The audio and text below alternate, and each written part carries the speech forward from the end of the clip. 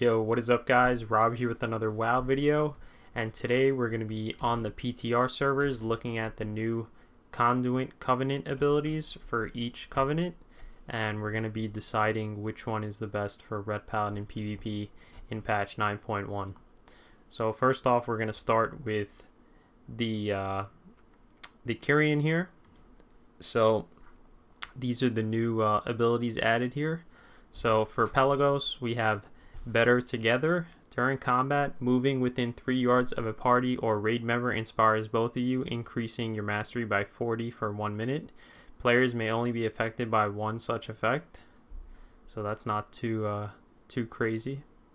So then we have Path of the Devoted. After recovering from a loss of control effect, you take 15% reduced damage, and your movement speed cannot be reduced below 90% for 6 seconds. May occur once per 30 seconds. So this is pretty good. I would probably take this in PvP as of right now. And then the final one right here is Newfound Resolve. At any moment during combat, there is a low chance your doubt will manifest for 10 seconds. Directly facing your doubt will overcome it, granting 12% strength and stamina for 15 seconds. So that's pretty amazing. If you do get this proc, you'll get an extra 12% strength and stamina, so that's a lot, and that seems really good in PvP. So for now, I would probably go this direction in the Pelagos tree, and I would get another potency conduit, and you would get another finesse conduit slot. So for my potency conduit, I would probably get I think I would go for Virtuous Command here. So I'd probably go with Virtuous Command there. And then for my Finesse Conduit, I would probably go either Lights Barding for Divine Steed duration increased by 65%, or Pure Concentration depending on the team I'm facing. Concentration Aura reduces the duration of incoming fear effects on your allies by 22%, and if the conduit's higher, the percentage is higher. So those are the two extra conduits I would add if I'm going down this path. And everything else I would keep the same: Templar's Vindication, Shielding Words, Ringing Clarity, and Echoing Blessings. So this seems really good right now. Let's check out Clea for now. So Clea, we get Spear of the Archon, movement speed increased by 6% while out of combat, gain 3% critical strike chance for 10 seconds after damaging an enemy above 90% health. So 3% critical strike, not that big of a deal. Movement speed increased out of combat. You're always going to be in combat in arena or PvP, so this is not that good in my opinion. Then we have Hope Springs Eternal. Your Vial of Serenity reduces damage taken by 10% for 8 seconds, and its effects are also granted to your lowest health ally. So this is pretty good. You take 10% less damage. It's like a wall when you use your potion. And it also protects your lowest health ally on your team. So I can see that being pretty good. And then Light the Path. Your Valiant Strikes grant 0.25% critical strike chance per stack. When your Valiant Strikes heals an ally, you each gain 5% critical strike chance for 12 seconds. So again, I don't really care for critical strike. It's not that important in my opinion. So this might be better for like a Holy Paladin. This route, if you're going to play Holy, this might be a better tree to be in. So yeah, it's activated for Holy or Protection for Clea. And then Pelagos is mainly for Retribution. And then we'll check out this one, Forge Light Prime Milkanikos. So it's hard to pronounce. We got the Soul Glow Spectrometer here.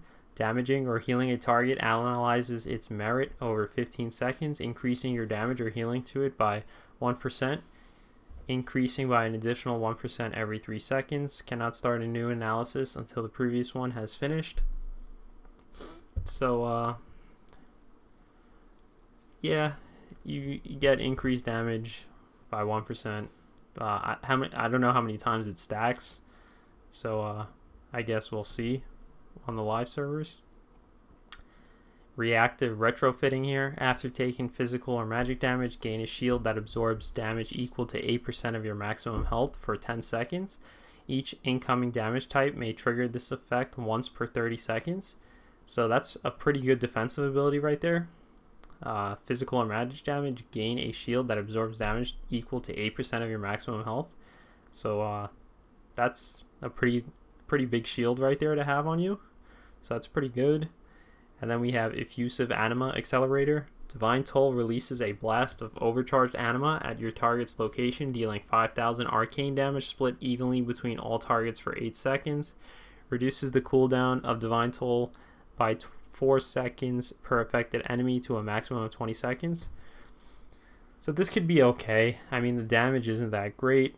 It's going to be split evenly between all targets that it hits, so it's not that good. And then the Divine Toll, reducing the Divine Toll would be good. So let's say you get the maximum of 20 seconds. Your Divine Toll would be a 40-second cooldown after using it. So that's kind of decent. But I would still stick with Pelagos. If you're going to be Kyrian, I would still stick with Pelagos. I think Path of the Devoted is really good. And Newfound Resolve is really, really good once it procs. So yeah, I would stick with Pelagos for this. And now let's try out the other covenants. I'm going to go on my Venthyr, or this is Necrolord Paladin. So let's try Necrolord here and see what else they got here. So Necrolord, first guy over here is for Holy Prot Retribution. So their new abilities are Undulating Maneuvers while above 80% health. 5% of damage taken is delayed and spread out over 5 seconds. So it kind of just makes the damage you're taking a dot. And then Vicious Trail. When struck by a snare, you drop a puddle that lasts for 10 seconds. Enemies that step in the puddle are slowed by 70% for 5 seconds. May occur only once every 60 seconds. Not that good. And if you're struck by a ranged target, like a hunter's trap that slows you, for example, so what? You have a trap on the ground. The hunter's on the other side of the arena map. He's not going to be slowed at all. So this is kind of useless against ranged classes, and it only works like once every 60 seconds, so it's not that good at all. Then we have Kevin's Oozling. Vanquisher's Hammer summons Kevin's Oozling to fight alongside you for 10 seconds.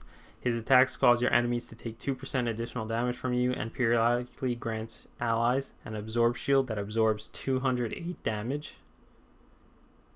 Who cares? 208 damage, like that's awful. That must be like a bug or something. I don't think that's the right number there. Maybe like 2,000 damage. That seems really, really terrible.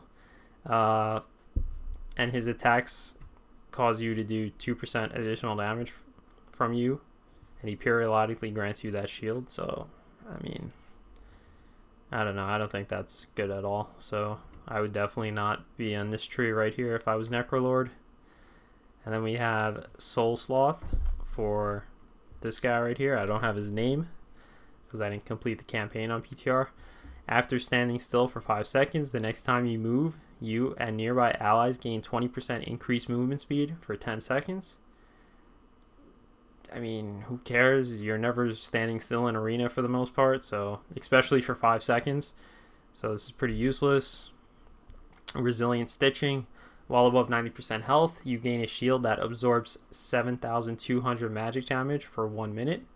This effect may only occur once every minute.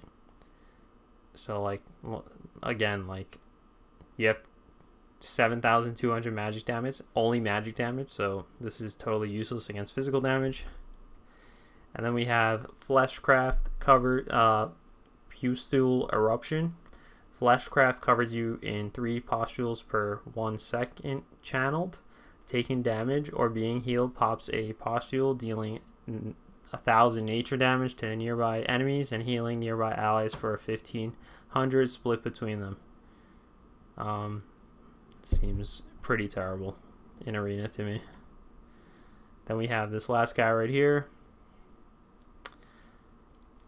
Carver's Eye. Damaging an enemy above 90% health grants you 152 mastery for 5 seconds, up to 5 stacks. you cannot gain this benefit from the same target for 10 seconds.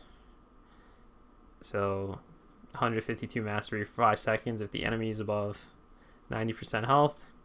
I mean, it's kind of good. You'll always have, like, oh, you get 5 stacks. So that would be, what, like 750 mastery for 5 seconds? And that occurs every 10 seconds. So that might be decent. Might be decent in Arena. Waking Bone Breastplate. When 3 or more enemies are nearby, your maximum health is increased by 5%. This effect lingers for 5 seconds. So you get 5% health and it lingers for 5 seconds. Like, who cares? Useless. Mnemonic Equipment. When you damage an enemy that's below 35% health, 3% of the damage done is repeated over 5 seconds. So it's like a dot. Healing an ally grants them the ability to have their damage repeat this way at 30% effectiveness for 5 seconds. Limit 2. I don't think this is good. So yeah, I wouldn't really use this if I was a Ret Paladin in Arena. This is probably the most interesting one. You get Carver's Eye, you get a lot of mastery. All these other ones are pretty terrible. So for me, as a Ret Paladin in Arena, I would definitely not choose Necrolord for these extra abilities right here. So yeah, Necrolord is a no-no. Let's check out Venthyr right now and see if they have anything good. So far, I think Kyrian's the best, but we still have 2 more Covenants to look at. And here we are. I have to stand by the Forge of Bonds for this one. So for Nagia the Mistblade, we have Nimble Steps. Enemies within 8 yards are slowed by 10%. So this might be good. If you fall below 35% health, enemies within 8 yards are rooted for 4 seconds. I don't know. Actually, yeah, that might be pretty good. This can only occur once every 60 seconds. I feel like that 60 seconds is a long time, but this has potential. This might be good. Who knows? Sinful Preservation. Health potions and health stones grant you an absorb shield equal to 50% of the amount healed. So I guess if you're playing with a warlock, that might be good. But yeah, that's pretty useless unless you're playing with a warlock, and I don't think Ret Paladins play with warlocks that often in 3v3 or 2v2. Fatal Flaw. When the haste effect of Euphoria ends, gain 10 seconds. Gain 10 sec. It's a writing error over there. 10 seconds of either 20% increased critical strike chance or versatility, whichever you currently have more of. So when the haste effect of Euphoria ends, gain 10 seconds of either 20% increased critical strike, that sucks for Ret Paladins, or versatility, whichever is more. So your versatility is going to be more as a Ret Paladin. That might be good, but after 30% there's a DR on the versatility, so who knows. That's still pretty good, I would say. Yeah, that's pretty good. So I would go Nimble Steps. This is more defensive. If you're fighting melee classes and you fall below 35% health, they'll be rooted for 4 seconds. Gives you that 4 seconds to create some distance, run away, kite, and get some heals off on yourself. So let's check this guy out.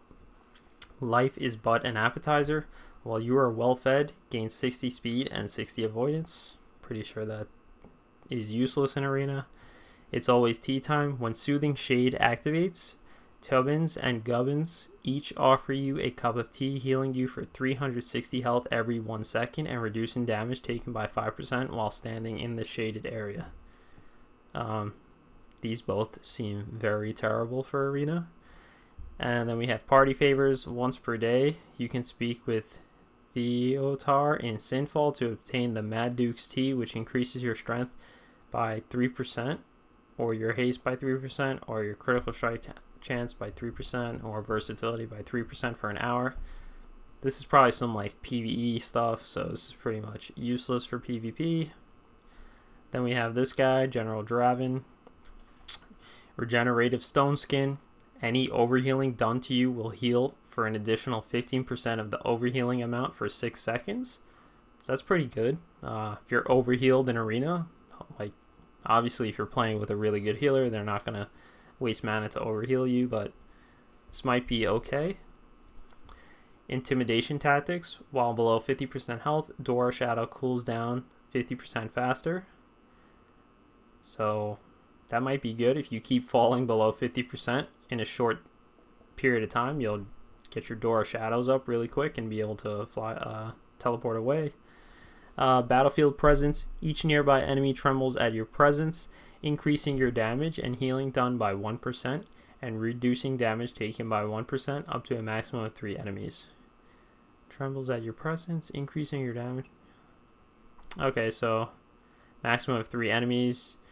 You'll have 3% increased damage and healing done by 3% and reducing damage taken by 3%. Alright, that's okay. Nothing crazy, you know. I still think Kyrian is the best.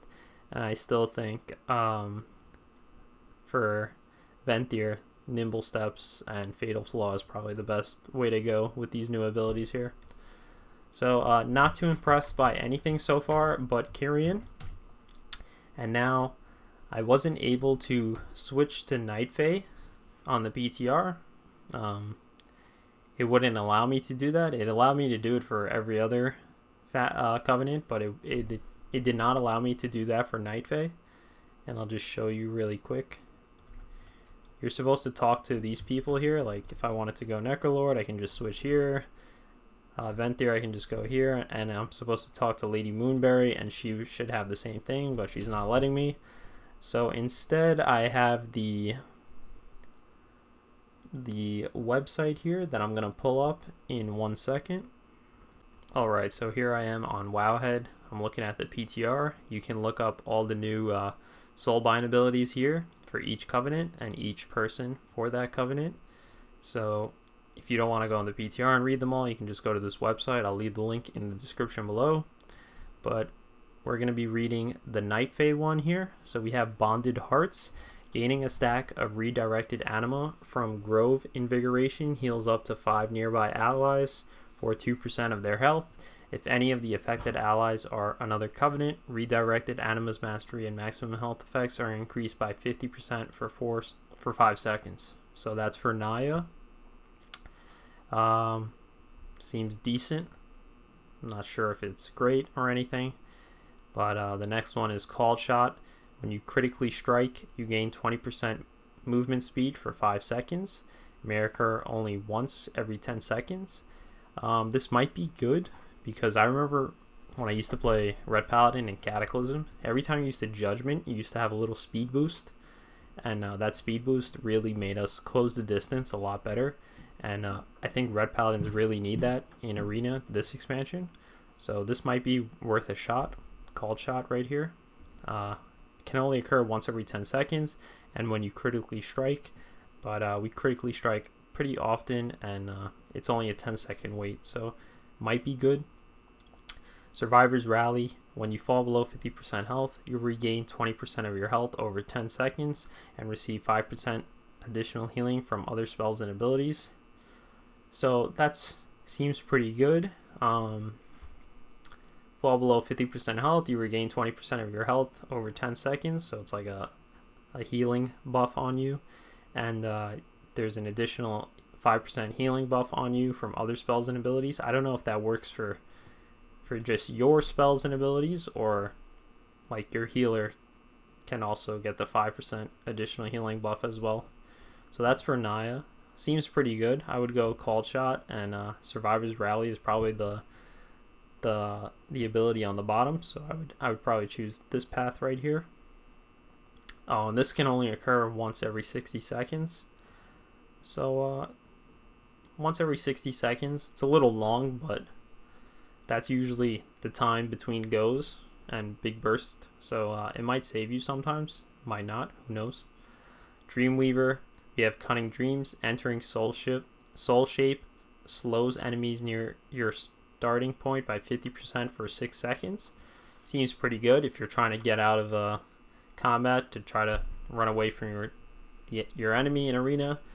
They'll be slowed by 50% for 6 seconds. The melee people, not the range people. The range classes are probably far away to begin with, so you'll probably just line of sight them when you teleport away back to a pillar.